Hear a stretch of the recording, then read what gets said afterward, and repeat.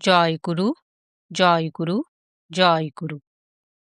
ঠাকুরের লীলা কথা লিখছেন বিভা দেবী। বিভা দেবী ছিলেন শ্রী শ্রী ঠাকুর মহারাজের সই। তাদের বাসস্থান ছিল পাবনা জেলার দীঘলকান্দি গ্রামে। তিনি লিখছেন, শ্রী শ্রী ঠাকুর যখন আমাদের বাড়িতে আসতেন তখন অন্তেবাসী সেবকবৃন্দ তাদের ঠাকুরকে আমাদের জিম্মায় রেখে ছুটি উপভোগ করতেন আর আড়াল থেকে দেখতেন তাদের ঠাকুরের সেবা যত্নের ত্রুটি হয় কিনা। অন্তেবাসীদের ঠাকুর বললাম এই জন্য যে তারা ঘর ছেড়েছেন তাদের পরম পুরুষকে পেতেই। যাই হোক, সকালে ঠাকুরের বাল্যভোগের পূর্বে অন্তেবাসী সেবকগণ সহযাত্রী ভক্তদের এবং বাড়ির সকলকে সঙ্গে নিয়ে ঠাকুরের সামনে বসে সমবেতভাবে প্রার্থনা সঙ্গীত এবং স্তোত্র বন্দনাদি করতেন।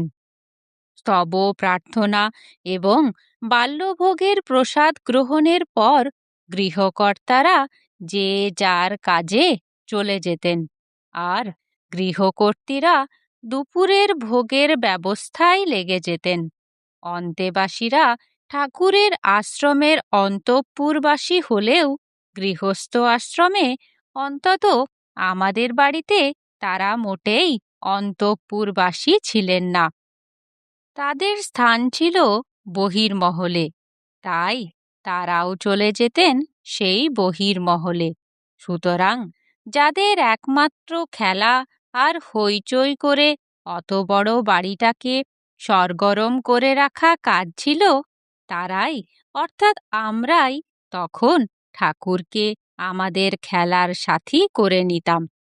প্রতিদিনই ভুবনানন্দজি বেলা 11টায় ঠাকুরের স্নানের পূর্বে তেল মাখাতেন।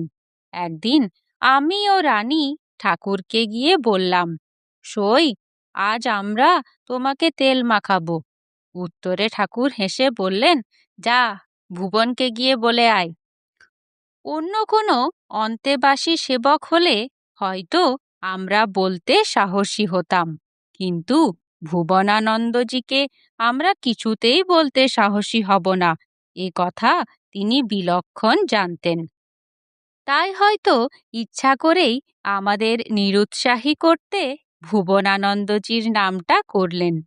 আমাদের জেদাজেদি এবং আবদারে অবশেষে ঠাকুর নিজেই ভুবনানন্দজিকে ডেকে বললেন, আজ সইরাই আমাকে তেল মাখাবে।